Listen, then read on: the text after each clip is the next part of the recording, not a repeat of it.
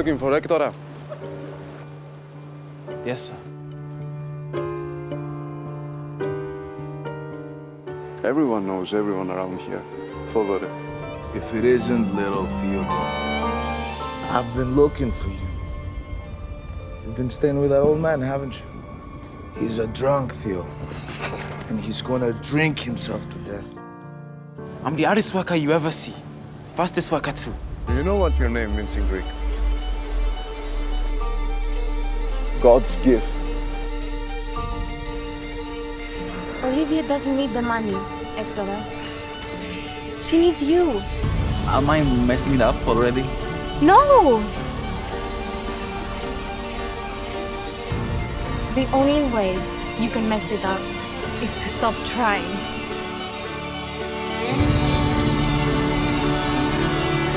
You'll be back working for me in no time. I'll make you regret it. Ever.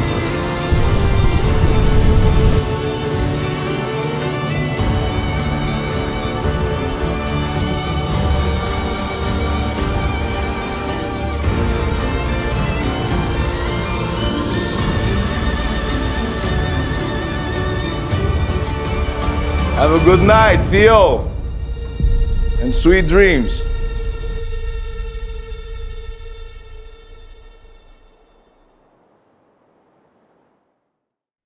Hi everyone, I'm Simon Foster. Welcome to Screen Space.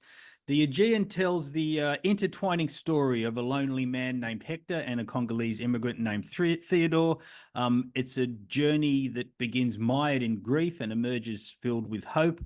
A deeply moving narrative, all of which unfolds against the backdrop of one of the most beautiful coastlines in the world, that of the Greek island of Kythira.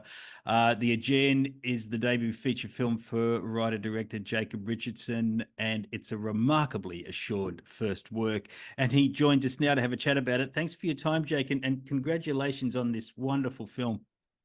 Hey, Simon. Thanks so much. Thanks for having me. Let's start with the location. What connection did you have to this stunning island that made it home for your narrative? Why Kythira? Well, someone suggested it to me, actually. It was a cinema owner, one of the first people who took a chance on me when I was just getting into film reviewing. And I had mentioned that I was interested in making this feature film. And he was like, when I told him the themes and sort of the ideas of the movie that I was trying to get across, he was like, this would be sort of the perfect island or the perfect location for you.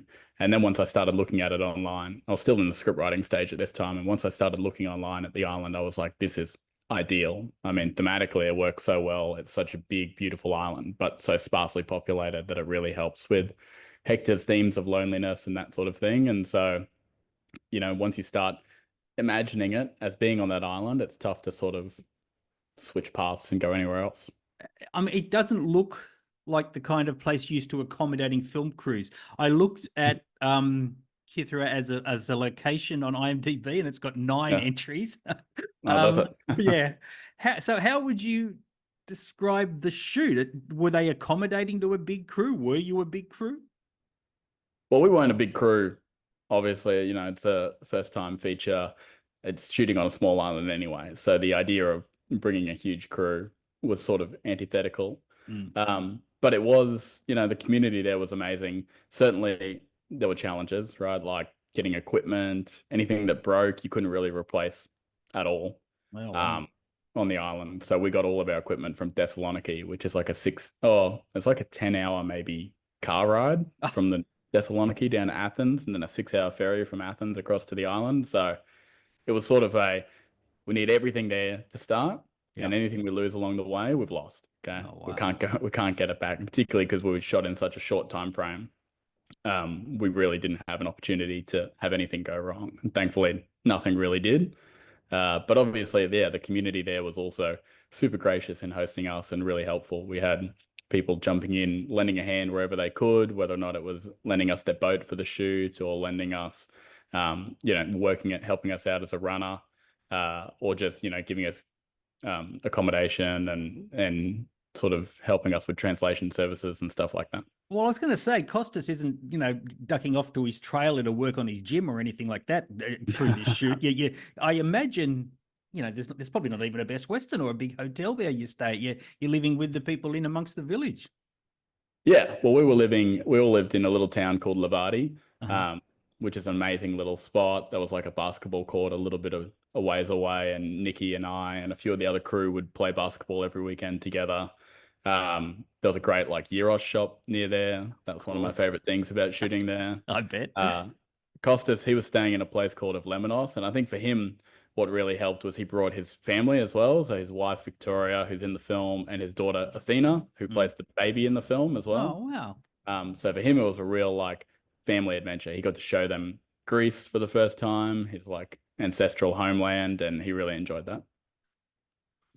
Let's talk about Hector and Theodore's journey. Excuse me. In telling their story, obviously the Aegean has to address immense grief.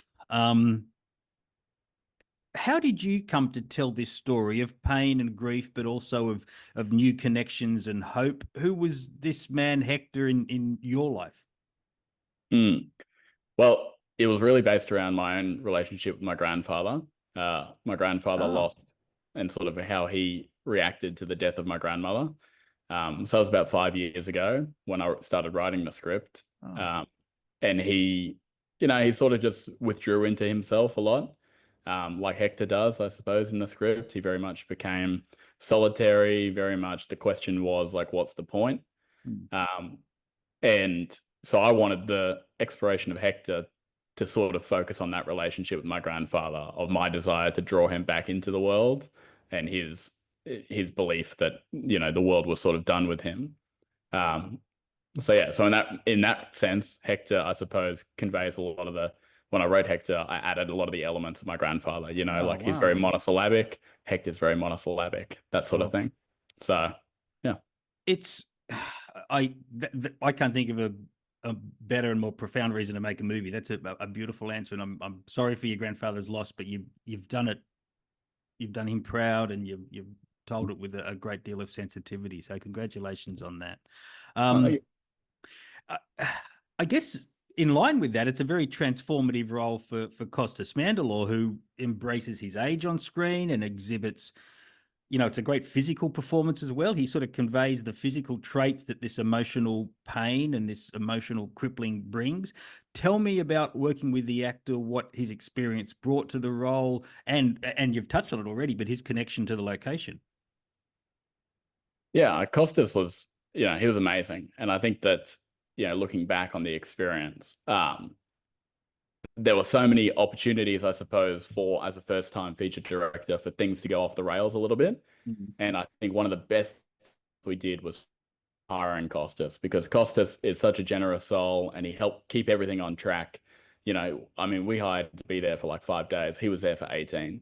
Wow. He was there for the entire duration of the shoot. He was just happy to be there and help out. And even still, he's doing everything he can on his end to help us with the movie. So, to find someone like that who was so engaged with the script, I think the story resonated with him. I think obviously the location also resonated with him. And, when I was working with Costas, one of the things, obviously it's a role that, as you say, does require a lot of physicality from him in the performance, and a lot of stuff that's just all conveyed from, a look behind the eyes and that sort of thing. So working with him, I really tried to, we went through a lot of the backstory of the character, the stuff that maybe wasn't in the film, but was in the script, and the stuff that even wasn't in the script, but was just in my head when I was writing it. So we spent a lot of time talking about, what Hector's life would have been like, all of his, what would have happened in his life, where he is now and how he got there. And that stuff was never really meant to be in the film. But obviously when you're writing it, you sort of work through like, okay, I know this is what I want to show in the film. What's all the backstory that I need to make that make sense? And we work with Costas and just sort of explain that a lot. And then on top of that, he had experience out. They went out for the first day or two fishing with some local fishermen in the mornings. Where he lived was right near a dock, so he would often get up, at sunrise and go chat to the fishermen down there. And I think a lot of that stuff helped, even while he was over there, his ingratiation with the community really helped to build his performance and his character.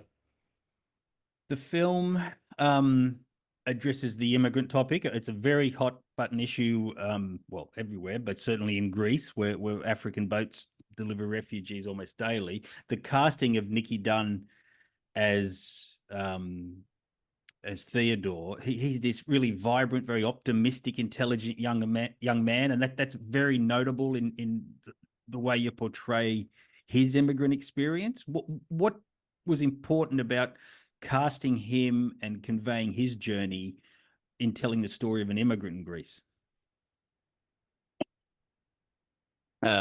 Nicky had such a incredible personality. When Nicky read the audition scenes, it was just clear that he understood something in the character and had a level of ability to deliver the dialogue and deliver the energy that we were looking for that, we hadn't found up until that point. So the second we saw his tape, we were like, this is the guy we need. Wow. At what age? How old was he then? I'm not sure. I'd have to check back. Yep. But it was, the whole process was pretty quick. So he did actually, I think he had a birthday while we were on the island. Okay. Yeah, he did, because we brought his brother out and we went to lunch with him. But yeah, Nicky, he had such a, I suppose, like a vibrance to him as a person. It was interesting sort of watching him get into the role, and depending on the scene, how he would come to set on a certain day. If it was tough subject matter, he would be a lot more reserved, and he would be like listening to his music and that sort of thing. And if he had to be bubbly and buoyant, he would be chatting and laughing with the crew and playing jokes and that sort of stuff. Oh, wow. But yeah, in terms of the immigrant experience, obviously that is a huge part of the film, or a huge specter, I think, over the film. We never really wanted it to be necessarily the whole focus of the film. And I think that when I was writing it, maybe the first pass of the script had a little bit too much of that. What we did in the end was we spoke to a number of refugees who had gone through that experience. And we also spoke to the UNHCR over in Greece, and we had a great meeting with them, long session with them, talking about their experiences with the refugee crisis over there, and what, how they would feel about the depiction in the film. And one thing that really came out from that was this idea, or this concept of, the refugee not being defined by their status as a refugee. And so then, that made me go back through the script and sort of pull out a lot of that element of Theo's story and just focus a lot more on who Theodore was as a human being, not sort of what had happened to him in the process of becoming a refugee. So that's why Theodore is, he's like this bubbly, buoyant character. We put a lot more in about him, like loving to read, about the stuff that he loves to do. He loves to explore the island and all of that. And, for us, that then turned Theodore out like into more of a human being and less of a character, I suppose. And for Nicky, he really then tried to dive into that. He holds his own against Costas in that really powerful, very moving, brought this crusty old critic to tears, that scene on the boat where Hector finally, well, I don't want to give anything away, but they finally have a confrontation. How was their relationship on set? What sort of skills as a seasoned actor did Costas bring to his relationship with relatively new actor in the form of Nicky? Both of them were super professional in the sense that, when they weren't in the scene, they were happy to interact with each other, and they would catch up for dinner and they would work through concepts and themes together, which was lovely to see. At the same time, you did see obviously on set Costas giving a lot of tips to Nicky as well. He might at the end of a scene say, hey, why don't you try playing it this way? Wow. And that was nice to see. Nicky, I think, definitely felt like he was getting a bit of a masterclass from Costas, and Costas has so much experience. I think you'd struggle to find anyone with more IMDb credits, but they, at the same time, a lot of the stuff he's done, he's done impressive work in, and I think that for us, he did impressive work here, and he helped Nicky along the way to also doing impressive work. Yeah, I think Costas has done some of his best work ever, arguably his best work ever. Before we go, I have to thank you for Salt of the Earth, your wonderful short film about the man who invented chicken salt. When I was doing a bit of research on you, I didn't realize you'd made this film. And I'm trying to think where I saw it. It might have been Adelaide or maybe online somewhere, but I adore that short film. So to actually sort of stumble across you in this way, that film went on an incredible journey for you. Yeah, that was really cool. I mean, at the time, it's the first thing I'd ever made that was creative, like I'd done a lot of commercial film work. And that was the first sort of putting myself out there. And I remember, when we finished it, it was such a challenge to finish because you're sort of thinking to yourself, oh man, is anyone going to like it? Is there any real reason like anyone wants to see this, And we put it into 2 festivals, and the first festival came back, and the first one was like a local Brisbane festival. Like it was a small festival here. Yep. And they said no. And I was like heartbroken. And then like a week later, we got the acceptance from Adelaide Film Festival. Yeah. And then after that, suddenly it was on like BBC News and it was on the ABC and all this crazy stuff. Like Peter was doing, the guy who invented Chicken Soul was doing like 15 radio interviews a day. Yeah, it was just wild. I remember it being a big deal. I remember seeing it. And like I say, when I saw it in your bio, I sort of said out loud, "Salt of the Earth." And like, I remember it so affectionately. You shot the Aegean with I imagine a fair degree of autonomous control in a faraway land with, natural light and fresh air. Where to next for you? Is it all green screen CGI Marvel epics from now on? No, I mean, like, it's nice to shoot somewhere where it's real, right? Like, the movie got so much from it being shot on location, and it got so much from like being shot in the community there as well. Not least of which is that it's a lot. If you can just get over there, it's a lot cheaper to make stuff look like Greece, right? Sure. Whereas here, it's a lot more expensive to make it look like Greece, even though it's not as expensive to get there. So, I understand. Yeah, I think that the next things I want to work on is to keep that sort of realism, as you say, like not be on the green screen and that sort of thing. But at the same time, it would be nice to move into a space where there's maybe a little bit more, going through the way it's meant to be done. So we're trying to do that for the next one. I've just finished a script that's like a murder mystery set in France. Wonderful. Which was great. Screen Queensland helped us with the development of that, which is amazing. And we've just also wrapped post-production on a documentary we shot just after this, which is over in the US called A Moment in the Sun, and it's all about a solar eclipse over there. So that's interesting too, sort of going from documentary then to scripted, back to documentary, now back to scripted. So it's fun, and we'll just see what comes of it next.